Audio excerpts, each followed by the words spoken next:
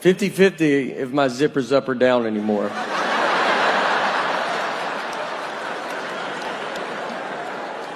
It's a true flip of the coin. I don't know what's happening. I've zipped up my whole life. And now, just head out. I'm like, all right, I'll see you boys later. Just head out. Take my pants off at home. They come off easy. I'm like, oh, that was 4 hours I was walking around like...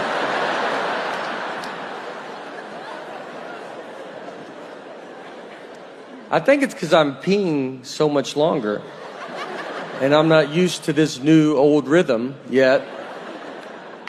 Because in your 40s, there's a lot of false stops. You learn pretty quick to be like, let's hang back. Let's let traffic thin out a little bit.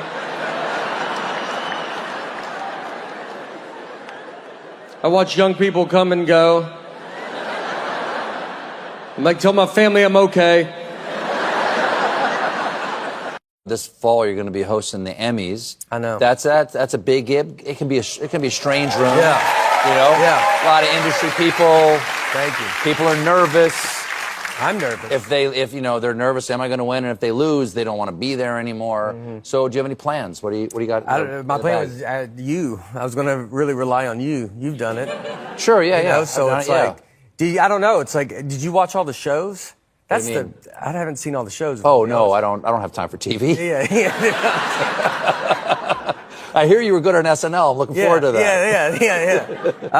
Yeah, I don't know. I think I'm gonna try to bring it. I guess I'll just do what I do. Like, I'm very self-deprecating and try to bring it inward. I know it's like a tough thing. You're up for all these awards and all this stuff, so you don't want to just be. You know, I want everybody to have a good time and try to make it as lively and fun as a moment, and I'll make fun of me, and then... Do you do song and dance or anything like that? No, I don't. You know, this is it, man. You get this energy at MSG or here, because it's only this energy. So if you're not on board with this, it's going to be a long ride. I got all kinds of friends now, single, married, divorced. I got one friend, he got married, divorced, remarried the same woman. I talked to him a few days ago. He said, I'm depressed. I'm like, why are you depressed? He said, I'm having marital problems. I'm like, dude, you're not having marital problems. You have a learning disability.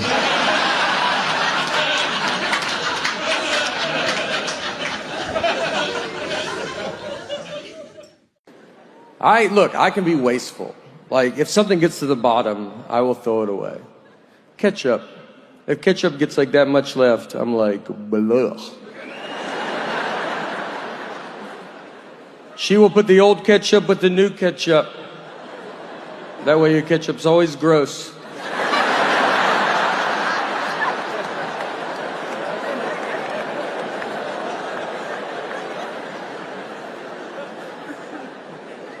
Toothpaste. I will use it to what I think the average person uses it to. I don't think I should feel muscles trying to get it out. I'm not going to have an iron on top of it. But she'll do it more. So I know when I'm done with it, I give it to the hobo I married.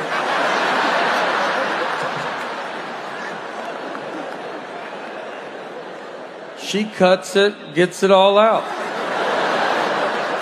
Everybody's been very nice. We're trying to see if I can do it, if my acting. That's the fun thing is you get I feel like all the audience has got to be like, can he make a movie? Can he act? And so I have an acting coach. It's been great. And you're on set, and we were, yesterday we just shot for like 12 hours till like 10 o'clock at night or something. And everybody's very nice. I got some people that I've known in the movie, so I'm very comfortable with. Mandy Moore is playing my wife. She's great. The children that are my children, they're like real deal actors. So, I've got myself around people that know what they're doing. It's more fun than I thought. I didn't know for sure. I'm kind of on the go. And so, like, when you're going to be stuck somewhere for like a long, for 2 months filming a movie, and the movie doesn't come out till March 13th of next year, you're like, I don't know if I'm like waiting and all this kind of stuff. I see it now. And like, as you get in it and you're shooting fun stuff, and I'm just learning what you can do, what can you do in a movie? I love it. I love it right now. You can ask me again in a month and a half and I'll tell you and see what happens. But right now, I love it.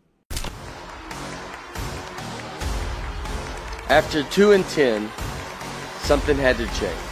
Evolve or else.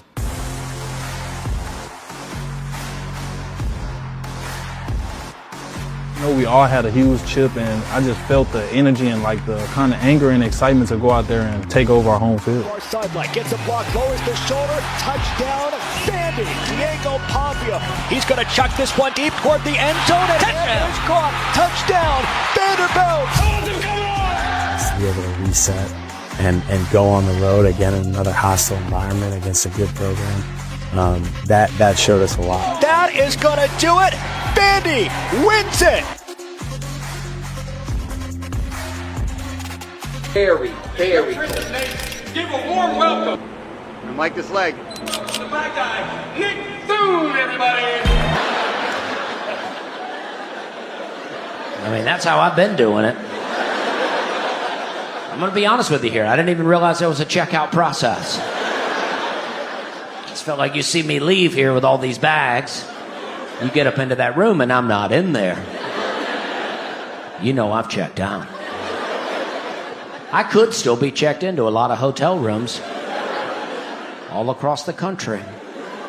I show up, try to check in. They're like, sir, we're showing you're still checked in here. Yeah, you owe us quite a bit of money. A lot of us were wondering if you were still alive. You left that do not disturb. We went to Europe last year, and by the way, we were flying from Nashville to London, and we go, it was 4:42 p.m. Nashville time. So as a family, I said, let's guess what time it is in London. So I said 12:42 a.m. Our daughter said 1:42 a.m. My wife, her guess was 11, and that's it.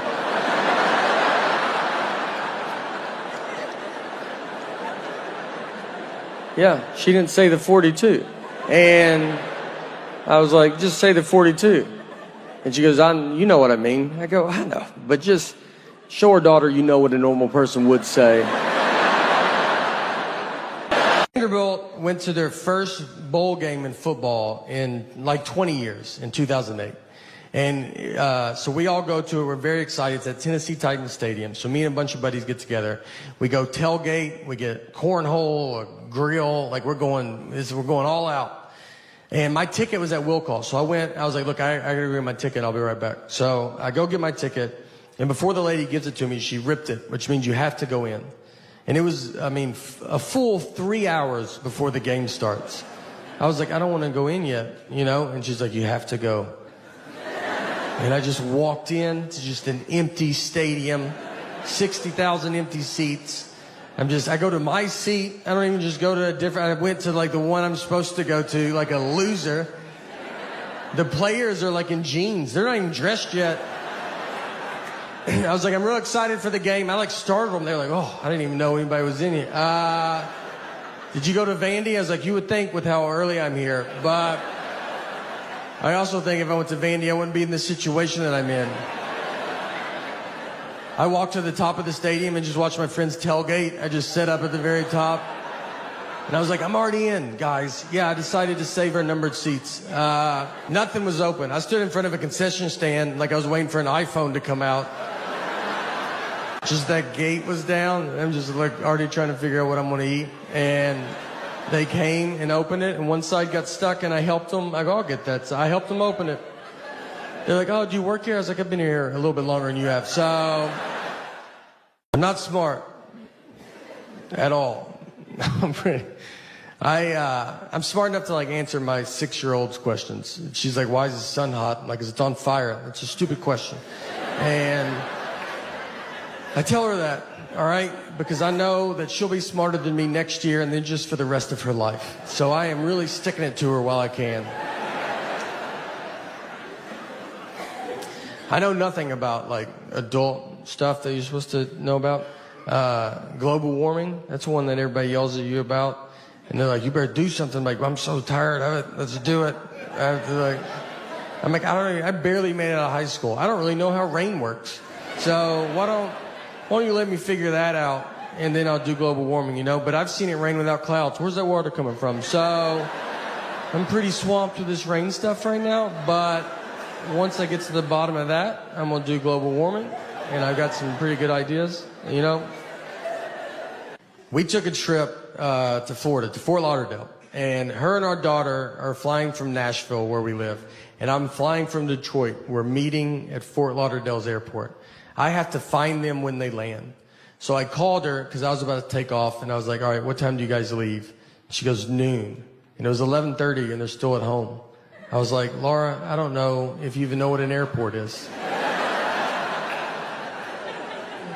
But if that plane was in our driveway, I don't think you could make it.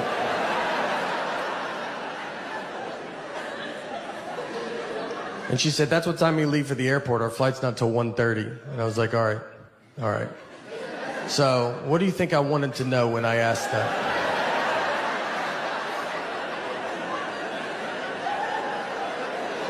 Is that what you thought the best time you could give me was a time that means nothing to nobody? What time did you go to bed last night? Just tell me that, and I'll just look up all the planes that land in Florida, and I'll guess which one I think you're on. She said, I'm sorry I don't talk the way you want me to talk. I'm like, I want you to talk like a regular person, all right? Like you've been around people before, you know?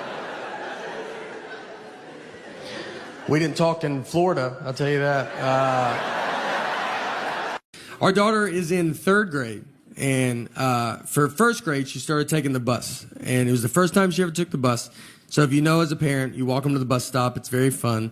And so we got her on the bus. She went to school. At the end of the school day, someone from the school called my cell phone. They have my wife's cell phone, they have my cell phone. They called my cell phone, and she said, hey, do you know what bus number your daughter's supposed to be on? And I said, I'm her dad. As in, are you crazy? Like, I was like, this is how you thought you would get this information, was to call the dad? You saw a mom and dad's cell phone. You go, I bet the dad knows. I was like, do you have parents? Have you ever seen a family before? You thought, let's call the husband? Unless there's 2 husbands, you should never call a husband a day in your life. I would rather you ask a lady that doesn't know her. I think she could get to the bottom of it quicker than I can.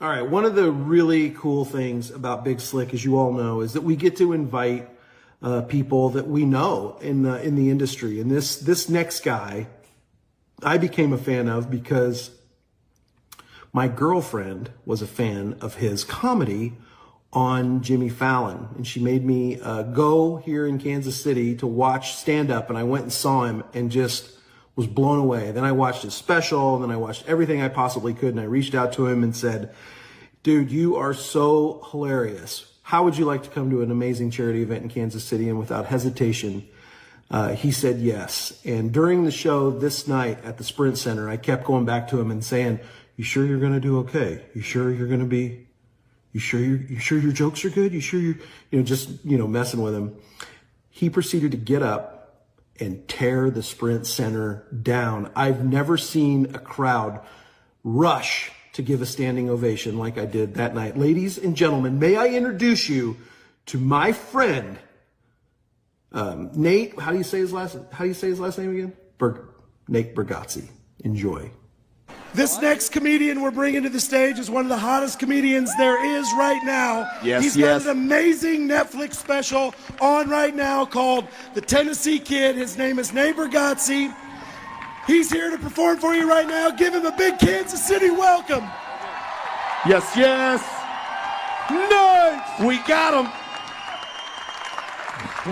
him. All right. Thank you. I'm gonna put this energy pretty late in the show. This is what my energy is. Dustin? Look, thank you for having me here. This is very exciting. Got to play some sports softball. Struck out, but it's just a pretty big yellow ball. And I like to play, I play a lot of sports. I like to golf. And recently I was golfing, and I got done, and I was very hot and gross. So I wanted to change my shirt before I drove. So I'm standing in the trunk of my car in the parking lot. I take my shirt off, and this old man walks up, and he goes, "Olivia?"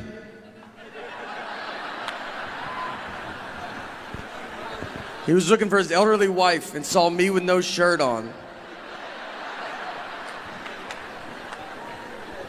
I covered up. I was like, "What's that?" And he was like, "All right, honest mistake." And I was like, "That hurts worse than saying Olivia." I don't know who he offended more, me or Olivia. I think we could both have a word with him. I'd love to meet her, though. I'll tell you, I'd love to see her and be like, "All right, I get it." You know, it was an honest mistake. I don't have a good body. That's the message. It's not.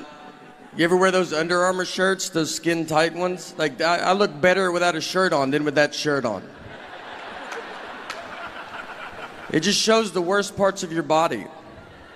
You know, they have like plastic surgery, how they draw markers on you? They should just put you in that shirt and be like, obviously you can see what we're going to go after.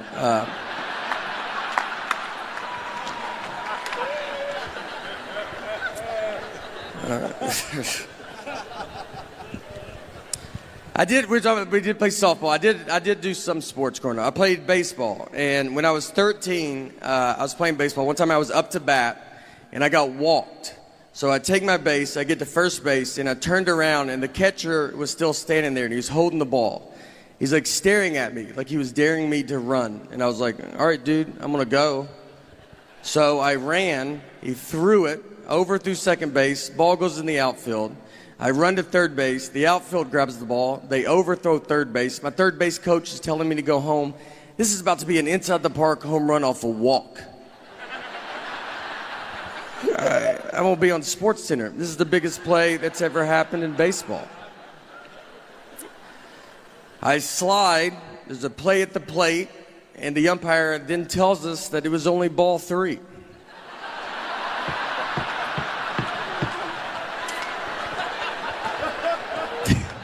This is exactly true.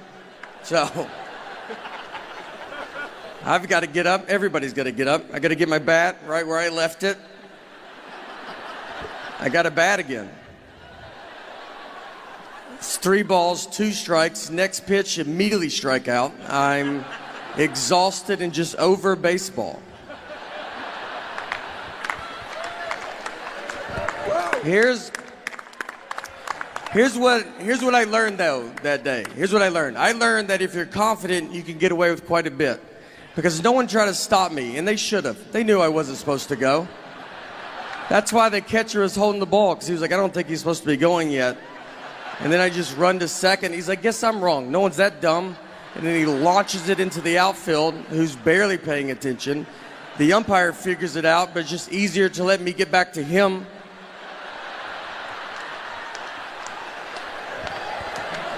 No one ever told the parents either. No one ever explained it to them. And they were cheering pretty hard. It's a pretty exciting play to watch. And they just see me slide into home and just stand up and bat again. Like that's just a rule in baseball.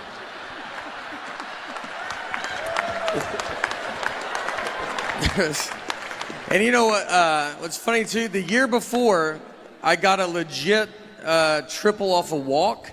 So in that moment, I'm like, this is just what I do. You know, like I was like, don't walk me. Like this is my thing. All right.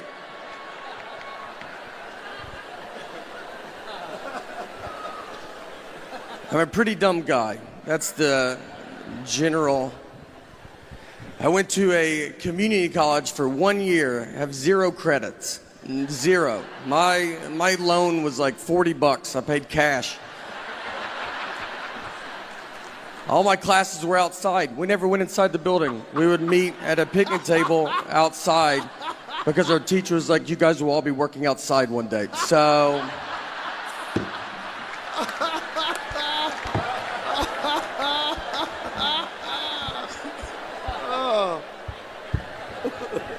I've like thought about like if I could time travel, if I could go back in time knowing everything I know now, I don't think you would even hear about it. I think I would just get stuck. I don't know anything. Like, I don't think I could. I think if I went back, I don't think I could prove I'm from the future. Like, who's the next president? I'm like, just name someone and I'll tell you if I've heard of them or not. But I have no idea.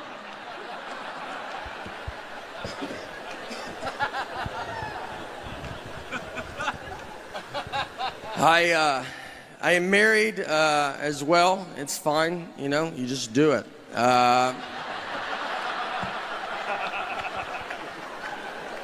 This is what marriage is. It's just one guy talking and the other's like, I'm gonna get out of here. This is not... My wife, one time we were out on the lake with some of our friends and we were floating around in the water and there was a guy in a boat right next to us and my wife was like, oh, that's my ex-boyfriend in that boat. I didn't know who he was. She didn't have to say anything at all. She was just basically like, are you having fun? Because I would like to put a stop to that. And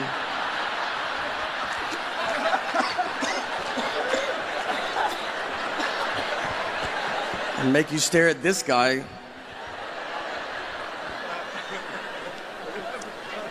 So I was staring at him, and then I looked at her, and she was staring at him, and I felt like she was staring at him to see what her life would be like if she didn't marry me. So I started staring at him to see what my life would be like if I didn't marry her. I mean, we were putting so much pressure on this guy, and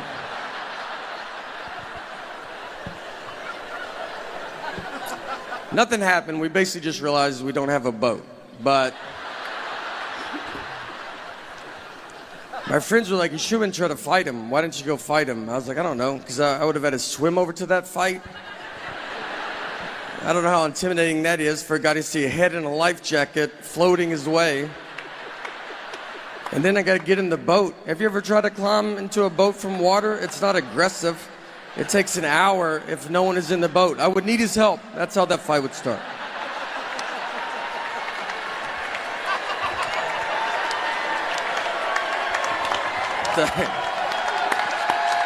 Oh, thank you. Is this... All right.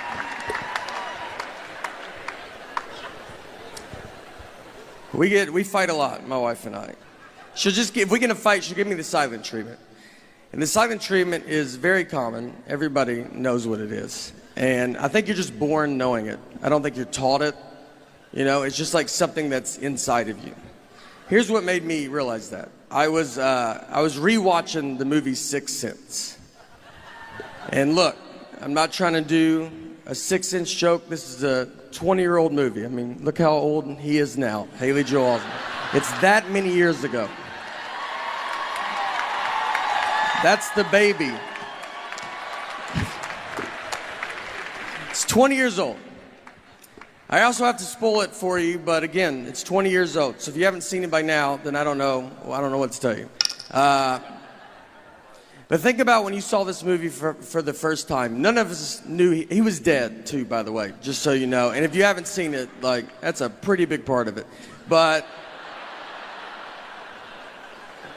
for those that have, think about it. When you saw this movie for the first time, none of us knew he was dead. That was the biggest surprise we've ever seen in a movie. We just thought his wife wasn't talking to him for like a year.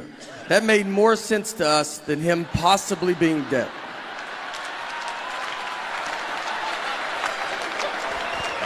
And they don't hide him dying. A guy shoots him with a gun to start the movie. And we watched it for 2 hours, just like, this is what a movie about marriage. This is what marriage is like. Even if you get shot, it's your fault.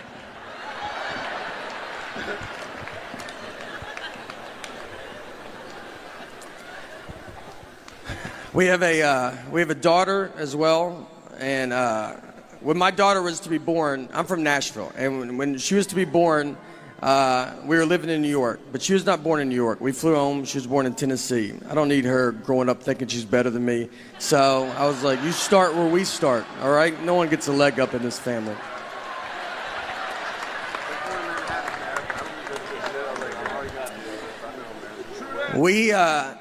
I love having a kid. Kids have very weird energy. Like, their energy is like they want to fight you. They stare at you.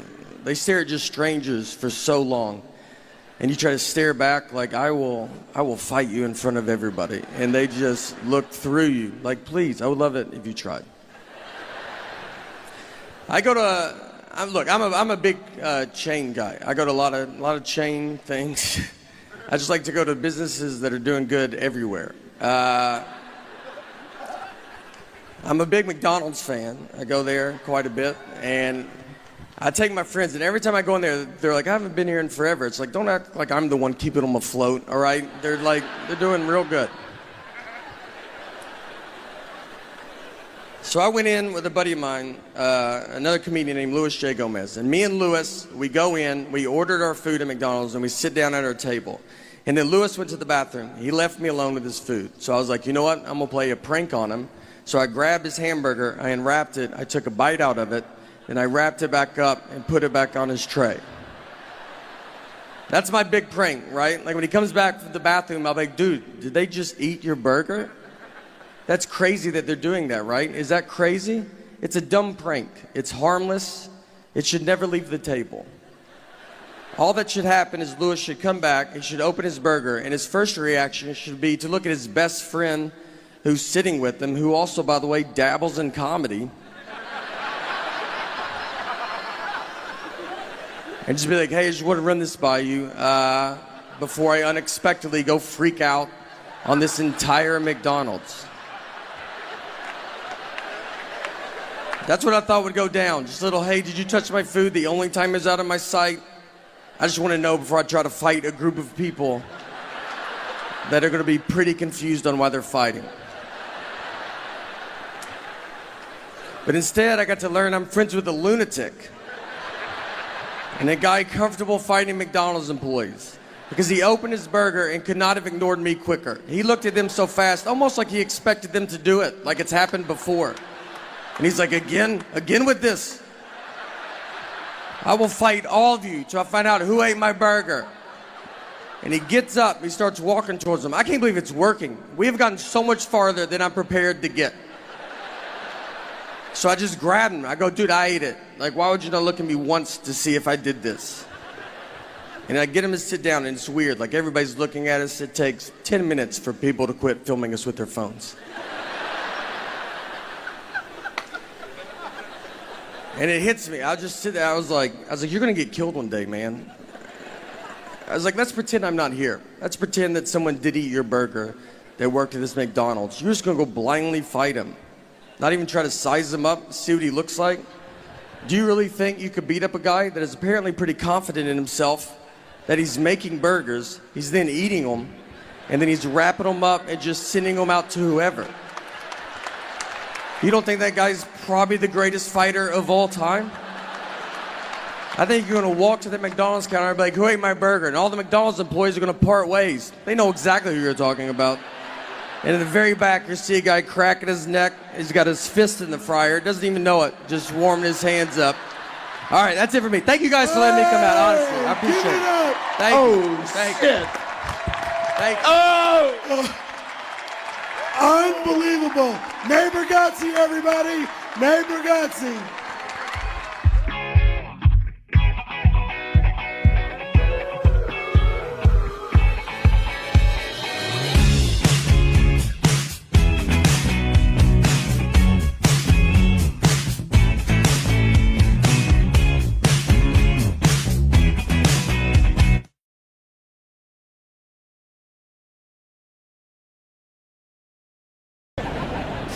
And everything's wet. So, everything's wet. Oh, hold on. Wait. We're like trying, I know, it's all right. I know, y'all should apologize for y'all's fly. Those Houston flies, you know how they are. Always want the spotlight. And I thought flies don't live long, and they live so long. Thank you.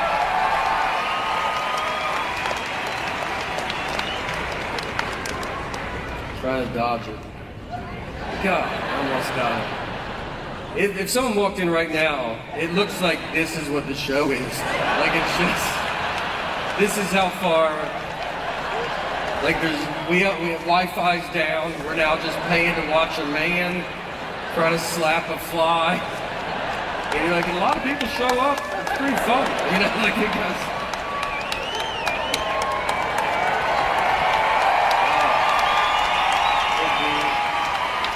We're at a Holiday Inn Express. So the breakfast buffet there is where they have the cereal where you turn the knob and like 4 pieces fall out. It's like how you feed a cat for a long weekend, you know? And you're like, that's enough.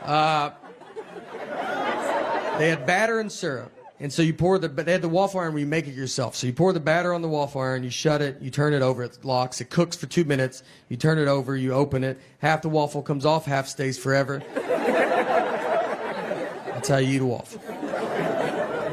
So I'm with my buddy of mine that's my age. So we go through, he's in front of me, not really talking or anything, just going through. He gets to it, it's batter and syrup, they're in clear containers. They're not labeled, but they're in clear containers. He gets the syrup and starts pouring it on the waffle iron. And I'm not even stopping him because he's not doing it where he's going, I've never done that. He's doing it where we're probably going to try it after. I mean, he's just like, you're like, dude, I can't wait to see what this guy's making. Like, he might know something that I don't know. He shuts it, turns it over, it cooks. He's like looking at us. We're like, I mean, the whole line's like, yeah, what is that going to be? And it makes black smoke is what it makes. Just, I mean, dark black smoke. Just starts filling the lobby. The manager comes over. He's like, what are you doing? He's like, I guess I poured the wrong one. These are not labeled. And the guy's like, they're in clear containers. Do you not know the difference of batter and syrup? And he's like, I bet it happens all the time. He goes, I've worked here my whole life and I've never seen this. So they threw the waffle iron. They just throw it away. That's what they have to do. Just throw it away. It's over. And now there's no waffle. I mean, we went from all about to get a waffle to it's upside down in a trash can. And then he just turns and looks, and it's just a line of people with that little foam plate. And just everybody's sad. I just hear someone in the back go like, I set my alarm for this. I mean, 2 guys didn't have shoes on. They go, I ran down with no shoes in that elevator. I thought I was going to miss it. Once I was checking a bag, and the guy behind the counter, he sees my ticket says Nathan, the license says Nathaniel, and he was like, this is not good. He goes, these names don't match. And I was like, but they match, right? Like, you can see the leap that we took to get from one to the other. And he was like, but they're not the same. I was like, but they're the same. And I'm realizing he cannot find out people call me Nate at that point. I mean, he can't handle that. He's going to call the police over to be like, there's a guy with 3 names trying to fly right here. If you guys want to just shoot him from over there or something. So I was like, what do you want me to do? And he goes, you should go home. That's all I honestly said. I said, look, I'll give you that those names don't match. But what I think is going to help a ton is the picture on the ID. Something that I've always loved that they did. And I think with 70% of that name matching and 100% face, it's 170%. I think I'll get through it. I've been doing these drive-in shows, these drive-in movie theater shows, and my buddy Nick Novicki's been with me, and Nick's a little person, very fun. We started comedy together. Nick's very fun to be friends with. He very easy to trick. We were once at a coffee shop, and a guy was sitting near us with a big husky dog, and Nick just goes, "Hey, you think that's a wolf?" And I just said, "Yeah, I do think it's a wolf." They just passed a law that if you can catch a wolf, you can have it as a pet. And he goes, should I go ask him about it? I was like, I mean, absolutely. You know, I mean, he wants to talk about it. That's why he brought that wolf out here. And I watched him walk over to him and just go, excuse me, is that a wolf? And the guy, I mean, he didn't really know how to answer it. He said, what? I mean, you think I brought a wild wolf to this coffee shop? And the wolf's just being cool about it? It's not losing its mind right now? When we were doing these driving shows, we were all on a bus together. I convinced Nick that I didn't know who Nancy Kerrigan and Tanya Harding were. Nick is learning this, that I do know who they are. He's learning right now with you. I never told him. I absolutely know who they are. He brought all his references are just 90s sports references. He only can reference the 90s. And so he brings up Nancy Kerrigan and Tanya Harding, and I was like, who's that? He's like, what? You don't know who they are? And I was like, I don't think anybody knows who they are. And he goes, dude, it's like a huge story. It's like figure skating is like a mafia hit. I was like, I've never heard this, dude. Don't you think I would have heard it? I mean, I was like, no one knows this. He's like, he's losing his mind. I go, they should make a 30 for 30 if it's that good. He goes, they did. Another guy's like, they should make a movie about it. He goes, there's a movie. And he's just losing it. One of my favorite ones was, this was forever ago. We're going to a friend's house, and it was a 4-flight walk up. And so we had to walk 4 flights. Obviously, I walk faster than Nick. And I used to wait for him, but we've just been friends too long. I can't. We're like an old married couple. I'm just gone. So I knew where we were going, and I knew that he did not. So I leave him, and I go into my buddy's apartment. I was like, Nick doesn't know where you live. So that's fun, you know, just see what happens. About 30 minutes go by. Nick finally comes into the apartment, and I asked him, I was like, where were you? He goes, I didn't know where to go. And I go, I know. So, like, you've been gone for a long time. You know, did you go back outside? He goes, oh, no, I've been in someone else's apartment all this time. He went into he was just trying handles. And the door opened, he walked in, said, I'm with Nate, and went and sat on their couch. That's how far he made it. Think about where your couch is. That's how deep he made it into their place. And he's so confident, I mean, they had to be like, I don't know, maybe we know a Nate, you know? When you've been in a fight and you're like, all right, how long is this fight? Is it happening still? Is it over? I don't know. I got to fill it out, you know? She never uses words like sorry. I'd love to hear that. I mean, that's a word she definitely doesn't know what it means. And I say it all the time. I walk around the house with just a sack of sorries, just handing them out all day. I try to give her some, like, would you like to carry some of these? She's like, I don't have pockets, so I'm good. We didn't talk that whole night. I mean, we're just sitting there, our daughters, like, we're watching TV, eating, and I'm like, hey, you know your mom's crazy, right? And then she's like, did you do your homework, or you don't want to be dumb like your dad? And then your daughter's just like, are y'all lunatics? I don't read any books. I don't do it. And I think that matters. I do think that matters. Reading, I believe, is the key to smart. That's what I've always said. And I don't do it because every book is just the most words. It doesn't let up. I mean, every page is more words. It's like, what are you talking about there? Put some blank pages in there. Let me get my head above water for 2 seconds. I don't know anything about history. And I can tell because every history movie I watch on the edge of my seat. What is going to happen? I watched Pearl Harbor. I was as surprised as they were, you know. I don't read. Yeah, and I think that matters. Reading is the key to smart, I believe. And I don't do it. I think it's caught up to me. I want to do it. I like the idea of reading. I even buy books. But these books are the most words. And it's every book. You just open it and you're like, what are you talking about? And they don't let up. Every page, just more words. How about you put some blank pages in there? Why don't you let me get my head above water for 2 seconds? I can be wasteful. Like, if something gets to the bottom, I will throw it away. Ketchup. If ketchup gets like that much left, I'm like, blah. She will put the old ketchup with the new ketchup. That way your ketchup's always gross. Toothpaste. I will use it to what I think the average person uses it to. I don't think I should feel muscles trying to get it out. I'm not gonna have an iron on top of it. But she'll do it more. So I know when I'm done with it, I give it to the hobo I married. She cuts it, gets it all out. I married an old man from the Depression is who I married.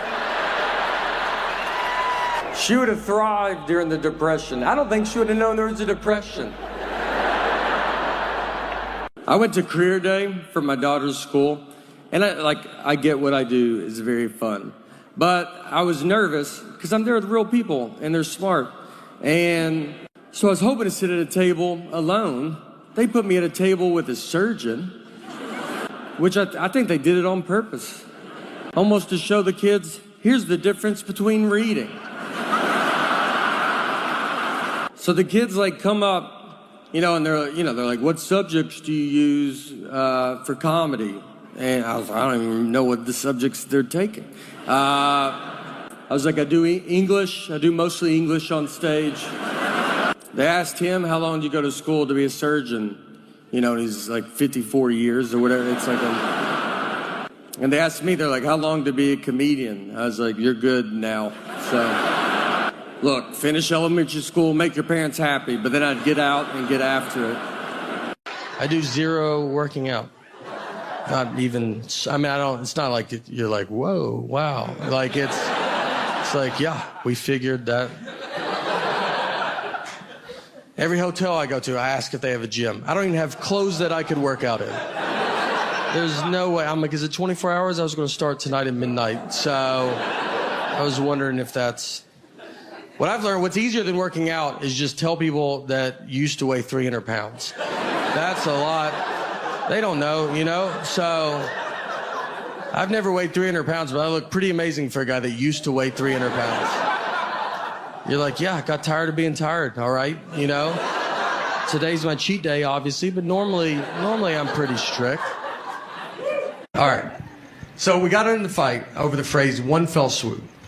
Just over this saying. And if you're a newlywed, you're like, well, that doesn't make sense. You're right, it doesn't. This is a double-digit married fight. This is when you've already done all the dish fighting or the putting your clothes away fighting. This is when they're trying to mentally break you. They got you almost how they want you, and this is the one that sends it over the edge. My wife, she wanted to go visit her parents one weekend, and her parents are divorced, and which has been hardest on me, to be honest. That's something people don't talk about, When you marry into the divorce, they divorced because of her, not me, so why do I have to go to 50 different houses? So... she wanted to go visit her parents, and I want to do it in one fell swoop. Now, I've never heard my wife say the phrase one fell swoop. We've been together 20 years. She's never said it. And it felt like someone that day told her, hey, you should start using one fell swoop more. And she goes, I'm about to call my husband. It goes, perfect. Use it 40 to 50 times on him. So she calls me and she goes, I want to go visit my parents. I want to do it in one fell swoop. And I go, all right, let's do it in one fell swoop. She goes, I want to do it in one fell swoop. I go, let's do it in one fell swoop. Let's swoop it up. I'm down. And she kept saying it, one fell swoop, one fell swoop. Over and over again. And then when she went to describe this one fell swoop trip, she goes, we'll go to my mom's, come home, then go to my dad's. And so I just waited, and she didn't say anything, and I just go, that's not what one fell swoop means. And instead of possibly just being wrong, she goes, I know what one fell swoop means. I go, yeah, it doesn't sound like you do, all right? And we have the same last name. I can't have you out there in a one fell swoop conversation. What do you think two birds, one stone mean? Let's just go through them all. I don't know if you know any of these. She hangs up on me. So I get home, and when you walk home when you've been in a fight, and you're like, all right, how long is this fight? Is it happening still? Is it over? I don't know. I got to fill it out, She never uses words like sorry. I'd love to hear that. That's a word she definitely doesn't know what it means. And I say it all the time. I walk around the house with just a sack of sorries, just handing them out all day. I try to give her some, would you like to carry some of these? She's like, I don't have pockets, so I'm good. We didn't talk that whole night. We're just sitting there, our daughters, we're watching TV, eating, and I'm like, hey, your mom's crazy, right? And she's like, did you do your homework, or you don't want to be dumb like your dad? And then your daughter's just like, are y'all lunatics?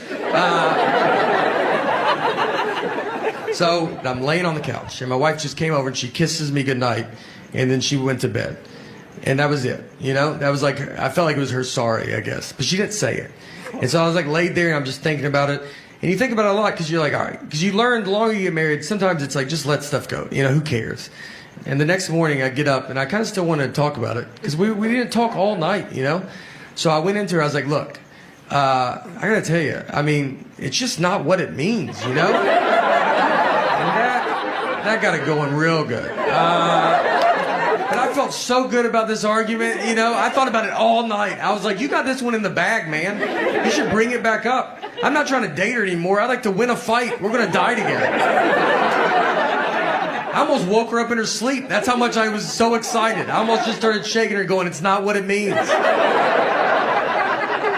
Our marriage almost ended in one fell swoop. So, it's supposed to be a clean show. I'm bringing this filth into it. I don't say the word sucks. Like, this sucks. I don't, because that was a very bad word in the 80s. And look, I'm sorry to say it now. My dad took us to see the first Karate Kid at the movie theater, and they said sucks in it. And right when I heard it, I looked at my dad and I go, what kind of trash you bringing us to? I was not allowed to watch anything. I mean, when they made The Simpsons, it was like, I guess they're just showing R-rated TV shows now. She does whatever she wants. She turned 18 and got a tattoo. And I was like, well, you're going to get in pretty big trouble when they find that out. And she goes, I'm 18, I can do whatever I want. I go, yeah, well, I'm 28, I'm still hiding wine, so I don't think you can. Pardon my language, but I think it stinks what's going on. I think it stinks. I'm married, I'm still married, and thanks, yeah. I like to say it, you know, like I'm at the same job, just like, yeah, no, still work there. Yeah, right out of high school. Only job I applied for. My wife will tell me that she always says that I don't like the way she talks, and it's not her voice. I like the sound of her voice. That'd be a big problem, I think, if it was like, it's your voice. I just hate it. Just to go to couples therapy and be like, can you hear it right? Like, it's not, you know, it's not fun. My wife will tell me that she always says that I don't like the way she talks, and it's not her voice. That'd be a big problem, I think, if it was like, it's your voice. I just hate it. I called her because I was about to take off, and I was like, all right, what time do you guys leave? It was 11:30, and they're still at home. I was like, Laura, I don't know if you even know what an airport is. But if that plane was in our driveway, I don't think you could make it. So, what do you think I wanted to know when I asked that?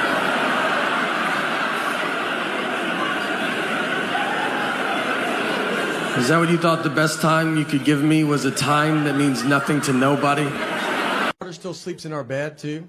And parents don't like that when you say it. They're like, you got to keep them outside, don't look at them. It's my fault. So we had a kid late in life. We have one kid. And so we're kind of hitting all the sites. And when I get home, travel a bunch and I get home, I'd want us to all sleep in the bed together. And I've kind of built up a habit now, and it's happening. So it's tough, though, because kids don't know how to sleep. I mean, she makes king bed feel like a twin. I'm on the edge. When I sleep alone in a hotel, I have to sleep with my head on the nightstand. It's the only way I know how to go to bed. She gets sideways, upside down. If you woke up upside down tomorrow, you would go to the hospital.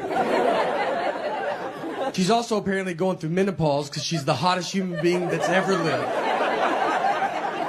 I'm not freezing at night. She just kicks all the covers off, and you're like, yeah, no, you go ahead. It's your bed. We're lucky to be in it.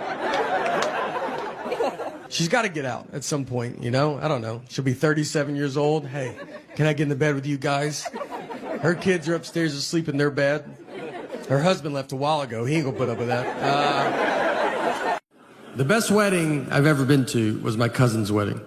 It was a real redneck affair. It was right outside Louisville, Kentucky, where my parents are from. And my cousin's name is Tuesday, which is a good start. The invitation said, Tuesday's getting married, rehearsals Friday, wedding Saturday. People were like, we got to be there Monday for this wedding? How long is this wedding? It's a week? We get there, I'm wearing a button-down shirt, khaki pants, nothing crazy. I'm wildly overdressed. I look like I work there. Everybody else just has a football or basketball jersey on. My uncle, his daughters get married. He has his tuxedo jacket, pants, cummerbund, bow tie, no shirt. they forgot his shirt, and instead of waiting to go get it, he was like, let's do it without it, right? Like, that's... And he doesn't have a body that's like, that's cool, man. You know, he has a body that you're like, put your jacket on backwards, flip it around. Yeah. And then you see his back, and you're like, whew, all right, go back the regular way. Yeah, that's my fault. How's your back worse than your front? We go into the church. It's bride and groom. Looks like it's home and away. That's how many jerseys are in there. Guys are drinking beers in the church. Like, that's something I've never heard a pastor be like, guys, could we not drink alcohol in the church? And they're like, oh, didn't know this was the nice part of town. All right. The reception is next door, just at a lady's house, like in her backyard. Like, she doesn't do, it isn't like she's like, and I do receptions all the time. We were her one and only reception. So we walk over. They took a horse and buggy. The horse was the oldest horse I've ever seen. I thought it was a donkey. I thought they got a deal on a donkey. And the guy was like, this horse was in the Kentucky Derby. Like, the first one that they did? Is that Secretariat's father? How old is this horse, man? You know they lay down, right?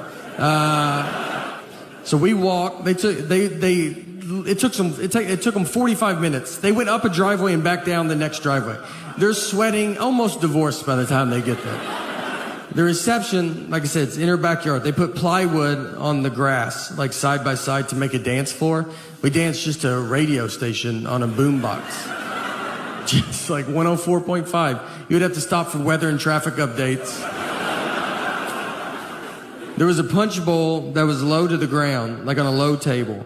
And so I was giving it to kids. I was trying to help out. And then someone was like, that's wine. And I gave it to so many kids. I don't know anything about wine, but I don't think they tell you to pour it into a bowl. Like, that's not... No one's ever like, let's get out of that box, get in a bowl. You know, let's let it breathe a little bit. I got a couple 9-year-olds pretty loose that night. We've been traveling around like crazy, doing all these driving dates that have been super fun. I like traveling. I love being on the road. I remember one time I was in Los Angeles, and I was going to South by Southwest in Austin, Texas the next day, and I had a really early flight. So I remember like the night before, I was like, just be normal and, you know, have a normal night. And ended up hanging out, become a bit of a problem. And I wake up the next day, and my flight is gone. I mean, I've missed it. And it's not like it's at the gate. It is in Austin, Texas. They are checking into their hotel. So I go to get my phone to get another flight, and I've lost my phone. The night before, I lost it. So now I don't have my phone. So I have to go buy a ticket over the counter like it's the 50s. And when you walk up to a counter, they don't expect you to be buying a ticket like that. I got up there, and they were like, all right. And I was like, I would like one ticket to Austin, Texas, please. And they said, all right, go buy it, and don't be weird about it. I go, no, I'd like to write a check to you for one ticket to Austin, Texas. And they didn't have a flight, so I have to do that at every terminal. I just have to keep going. One ticket to Austin, Texas, please. I finally found a flight, but the girl behind the counter, she's never sold a ticket like that. She's like, I've worked here for 10 years and no one's ever done this. And she goes, I don't know how to do it. And she went back and got, probably the oldest lady I've ever seen. I think she's there for just this reason. And she came out, she had like that old credit card machine that you run, and she's like, I got it. This is super fun for me. It was weird to not have my phone. Everybody has their phone. I was going through the airport, and you just don't have it, and you just stare. We were waiting in line, and you're just like looking ahead, and people are just like, all right, dude, what is wrong with you? Just regular people are like, where's your phone? I'm like, I don't have it. I would like to talk to you, though, if you would talk to me. I'd love to chat for a little bit. I thought I was going to breeze through security, but I got held up just because the guy in front of me. And he goes through the metal detector, and it goes off. And so they asked him, they're like, do you have anything metal on you? And he goes, I have keys on me, my keys. And we thought he was going to say like his knee or hip, just old people have metal in them a lot. And he goes, keys? Do you think that would do it? You're like, I think that would be the number one answer on Family Feud of what would set a metal detector off. Keys. I told him, I was like, look, let's try it with and without it. I'd love to know. Maybe they've been lying to us about this key thing. I say oil. super southern one, oil. I don't even know how to say it, like how to y'all. Oil, O-I-L. Yeah. I go motor oil, like tin full. I mean, Southern Community College, that should be mandatory. Did they fix that? They should write OIL on the board. And I just go, oil. They go, all right, we're going to take care of that, all right? There's a pretty good chance you're going to be working with a lot of that. Silver War, that's how I say it. Instead of civil, I go Silver War. There's, you know, look, that might be on me, all right? I'm not. I tell you, I don't even know anything about the Silver War. Marriage fights are great because they're all very dumb. I would say 90% of them are dumb. 10% the cops show up. But we got in a fight once over chocolate milk. We didn't talk for 24 hours. What happened is I brought chocolate milk home, and she was like, why did you bring it home? And I was like, you're supposed to drink it after you work out. And she was like, that's not true. And I was like, well, there's a commercial on TV. They probably looked into it more than you did. So I decided to listen to them. And she said, that's just the milk people pushing chocolate milk. And I was like, you don't even know what that statement means.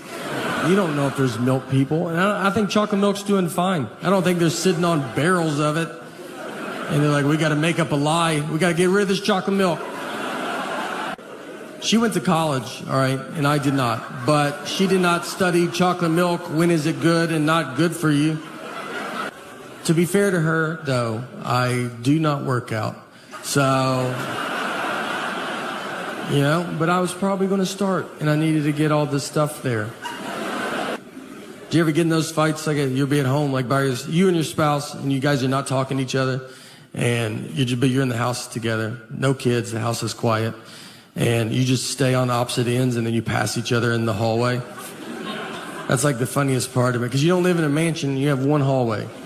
And you just didn't time it out right, and you just have to walk by each other like strangers. You're like, oh, excuse me. Sorry. Yeah, no, go ahead. She'll be watching TV. I'm like, ma'am, are you watching this? I couldn't tell. I was going to change it if you weren't watching it. We're just not good. Guys are not good at marriage, all right? It's not our fault. We weren't prepared for it like women are. Your whole life is built just preparation for marriage. Look at every toy you played with. When you're a baby, they give you a baby doll.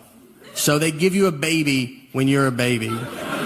You don't even know you're alive yet, and they're like, look, I would probably start figuring this out. Like, this is where it's going. Then they give you Barbie and Ken. They live in a little house together, and that is where you learn how to make drama. You get... Then you would play house, like you would like fake vacuum, just fake vacuum with your friends.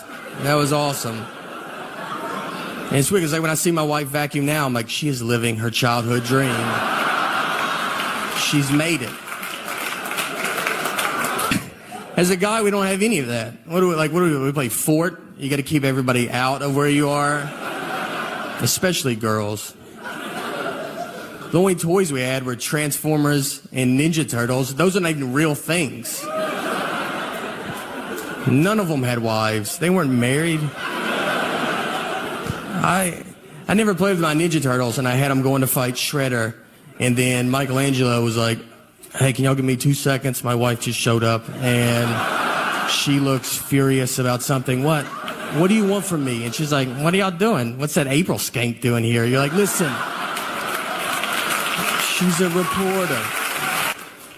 I got in trouble with my wife because, like, on her last birthday, I got her an oven. All right, pretty nice oven. Take it easy. And the reason I bought an oven because, like, I know, like the vacuum, her other favorite toy as a kid was the Easy Bake Oven. So to go with her big girl vacuum. So to go with her big girl vacuum, I got her a like grown-up adult oven. Like there was heart behind it. Like that's not, you know, like that's not impressive. If she came home and bought me a truck and it turned into a live robot, I would lose my mind, freak out. One of the best fights we got in, fight wasn't good, just ridiculous fight, was over the saying one fell swoop. Just over this saying. And if you're a newlywed, you're like, well, that doesn't make sense. You're right, it doesn't. This is a double-digit married fight. This is when you've already done all the dish fighting or the putting your clothes away fighting. This is when they're trying to mentally break you. They got you almost how they want you, and this is the one that sends it over the edge. My wife, she wanted to go visit her parents one weekend, and her parents are divorced, and which has been hardest on me, to be honest. That's something people don't talk about, you know? When you marry into divorce, I mean, they divorced because of her, not me, so why do I have to go to 50 different houses? So she wanted to go visit her parents, and she said, I want to do it in one fell swoop. Now, I've never heard my wife say the phrase one fell swoop. We've been together 20 years. She's never said it. And it felt like someone that day told her, hey, you should start using one fell swoop more. And she goes, I'm about to call my husband. And goes, perfect. Use it 40 to 50 times on him. So she calls me and she goes, I want to go visit my parents and I want to do it in one fell swoop. And I go, all right, let's do it in one fell swoop. She goes, I want to do it in one fell swoop. I go, let's do it in one fell swoop. You know, let's swoop it up. I'm down. And she kept saying it, one fell swoop, one fell swoop. I mean, over and over again. And then when she went to describe this one fell swoop trip, she goes, we'll go to my mom's, come home, then go to my dad's.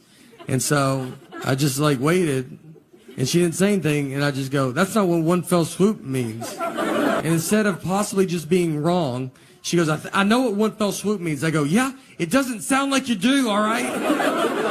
And we have the same last name. I can't have you out there in a one fell swoop conversation. What do you think two birds, one stone mean? Let's just go through them all. I don't know if you know any of these. She hangs up on me. So I get home, and you know when you walk home and you've been in a fight, and you're like, all right, how long is this fight? Is it happening still? Is it over? I don't know. I got to fill it out, you know? She never uses words like sorry. I'd love to hear that. I mean, that's a word she definitely doesn't know what it means. And I say it all the time. I walk around the house with just a sack of sorries, just handing them out all day. I try to give her some, like, would you like to carry some of these? She's like, I don't have pockets, so I'm good. We didn't talk that whole night. I mean, we're just sitting there, our daughters, like, we're watching TV, eating, and I'm like, hey, you know your mom's crazy, right? And then she's like, did you do your homework, or you don't want to be dumb like your dad? And then your daughter's just like, are y'all lunatics? So I'm laying on the couch, and my wife just came over, and she kisses me goodnight, and then she went to bed. And that was it, you know? That was like, I felt like it was her sorry, I guess. But she didn't say it. And so I was like laid there, and I'm just thinking about it. And you think about it a lot, because you're like, all right. Because you learn the longer you get married, sometimes it's like, just let stuff go. You know, who cares? And the next morning I get up, and I kind of still wanted to talk about it. Because we didn't talk all night, you know?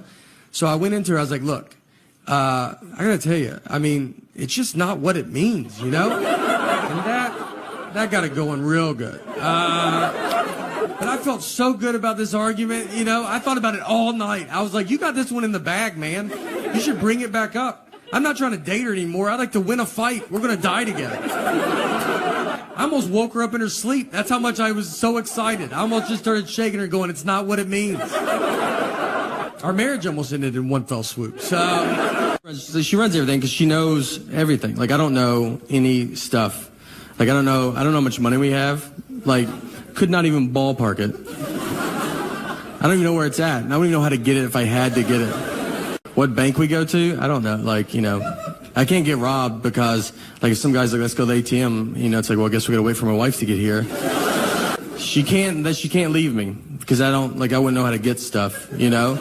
Like, she can't even die. If she starts dying, I'll die so much faster than her because I don't know what to do. Like, I don't have to call her mom and be like, hey, did she ever bring up bank stuff to you at all? Did you ever talk about that? Or what did she do for a living? Do you know? What was her deal? Me and my wife fight a lot, like normal, you know, like normal fighting. It's easy to fight when you're married, I think. Marriage and prison are the two easiest places to start to fight. Everybody's really tense and on edge. You know, no one remembers why they got there. My wife will get mad, like, when I hang out with my buddies. She's always like, oh, you always have so much fun with your friends. You always laugh with them a lot. You know, you never laugh that much with me.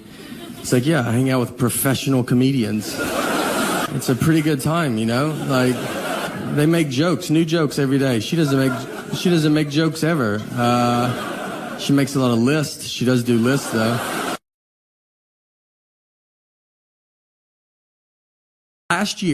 my dad is doing a show. He does these magic shows in prisons.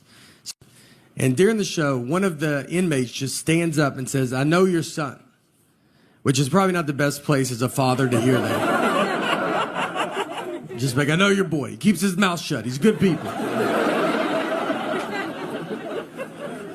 So my dad, he goes, "Hey," he's like, "All right." He goes, "How do you know my son?" And he was one of the guys that carried me up those stairs that day. I was 12 years old, and we've never known who carried me up those stairs. And then his brothers saw me on the Tonight Show and was like, "That's that kid that we carried up those stairs that day." So it's pretty crazy. And so since then, I've been actually bringing him out to shows, and I'm going to bring him out tonight. And no, he's not here. He's in prison. But, yeah. Sorry. Yeah. Trust me. Look, he would love to be here. Trust me. I mean, yeah, he'd kill to be here, to be honest. But I like to drink iced coffee with milk. And I told a story. I went into a Starbucks inside a Target. I ordered iced coffee with milk, and the guy gave me milk with ice in it. I did not want milk with ice. I wanted iced coffee with milk, and he heard milk with ice. I have learned that a lot of people do drink milk with ice. People send me pictures all the time of adults just drinking milk with ice, and they stay in the Starbucks. They don't even like run to their car like, "This is so embarrassing, I gotta stop doing it." Like, they do it openly. My wife puts ice in our daughter's milk, and I was like, "Oh, you do that because of my joke?" And she's not a big fan of my comedy, so she was like, "I haven't seen it." I was like, "We have Netflix, you know?" And she's like, "I don't think we do." I was like, I know we do. And she was like, "I'm just so busy right now." I went to career day for my daughter's school, and I get what I do is very fun. But I was nervous because I'm there with real people, and they're smart. So I was hoping to sit at a table alone. They put me at a table with a surgeon, which I think they did it on purpose. Almost to show the kids, here's the difference between reading. So the kids like come up, and they're like, "What subjects do you use for comedy?" And I don't even know what the subjects they're taking. I was like, "I do English. I do mostly English on stage." They asked him, "How long did you go to school to be a surgeon?" And he's like 54 years or whatever. It's like and they asked me, they're like, "How long to be a comedian?" I was like, "You're good now." So I just want to buy stuff and her not know I bought it. And that's so hard. I think if I knew the name of my bank, I could do it. But I gotta go through her to get that information. I poke around. I'm like, if I had a bank, what bank do you think I would go to?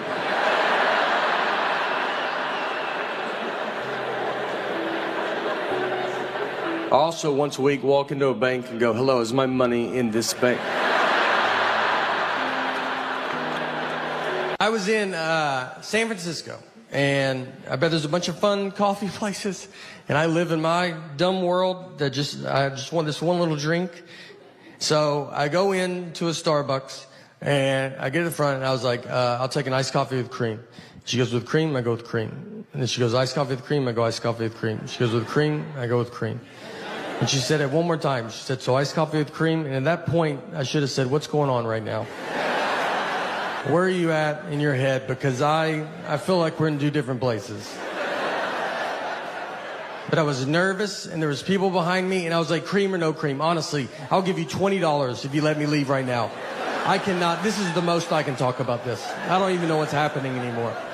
So I paid. I go stand in line, where you got to wait for your drink. There's like 5 of us waiting for our drinks. So she puts the iced coffee up there first, no cream. And I was like, whatever. I'll just do it myself, Like, I don't like doing it myself, but I was like, all right, I'll just do it. So before I could get it, she's walked back with a can of whipped cream, and she's shaking it. And I'm just looking at it, like, thinking that's someone else's. I'm like, someone's getting whipped cream. That's fun. One of you guys are getting whipped cream? And I look down, and she starts spraying the whipped cream on top of my iced coffee. She just yells out, "Iced coffee, whipped cream," yells it out. The other 4 people, they turn their back. Like, they don't want you to accidentally think that's what they ordered. And I'm just left alone. Like, that's what you thought I said over there? You don't think I would have said iced coffee with whipped cream? You think I'm just some nut job? It's like, I've had too many problems in this Starbucks, so I'm only going to use the words that I want and no other words. Iced coffee, whipped cream cup. And they didn't have a top for it, so whipped cream, it doesn't sink and become less embarrassing. It moves. It's like a buoy in an ocean that everybody sees. And I'm just walking through the crowd like, this is my favorite drink. I don't know if you guys drink this at all. Does anybody? Nobody does this? I'm surprised. And I walked outside and threw it away and tried again at a different Starbucks.